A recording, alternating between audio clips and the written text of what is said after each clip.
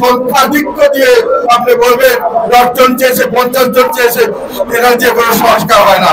আপনি চিকিৎসা করতে গেলে যদি 10 জন ডাক্তার বলে তাকে অপারেশন করতে বলে, কিন্তু একজন ডাক্তার যদি অভিজ্ঞ ডাক্তার বলে কোনো অপারেশনের দরকার নাই, কোনো ওষুধের দরকার নাই, আপনি তাকেই বিশ্বাস করবেন। সেই অভিজ্ঞ মানুষ দিয়ে আপনার সংস্কার করতে হবে। এই জন্য সংস্কার আমরা এখন চাই না। এবং আমরা বর্তমান সরকারের উনি বলেছেন, উনি জানিয়েছেন যে দেশের মানুষ ওনার আল জাতীয় বলেছেন, দেশের মানুষ তাকে চায়। আমরা পরিষ্কার ভাবে বলতে চাই, আমরা আমাদের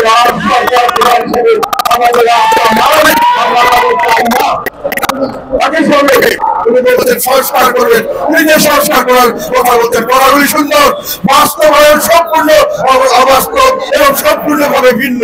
সেখানে দেশের মানুষকে বিভাজন করে এক পক্ষ থেকে আরেক পক্ষের বলে নিয়ে যাওয়া হচ্ছে। ওনার যে দল করেছেন আদর্শভাবে উনি করতে যাচ্ছেন, ওনার তরুণ সমাজকে নিয়ে করছেন, যাদেরকে উনি ওনার নিয়োগদাতা এবং উনি অভিভাবক মনে করেছেন, তারা যে দল করেছে সেটাকে দেখে মনে হয়েছে পুরানা স্টাইলে দল করার জন্য ওনারা আগ বাড়িয়ে চলে গেছেন।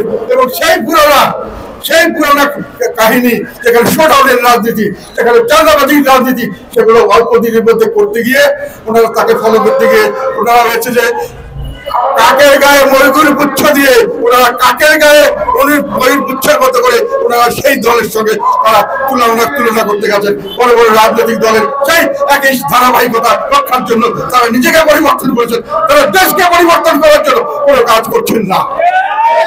আমাদের আরেকটি ঘোষণা হলো, যারা সেই রকম সরকারের তাকে দল করছেন তারা সরকার থেকে পদত্যাগ করে দল করেন, আমাদের সঙ্গে একই লাইনে আসেন, একই কাতারে দাঁড়িয়ে আমরা আন্দোলন করি, দেশের ভালোর কথা বলি। দেশের জনগণ যদি কাকে গ্রহণ করে আমরা তাকেই মেনে নেব।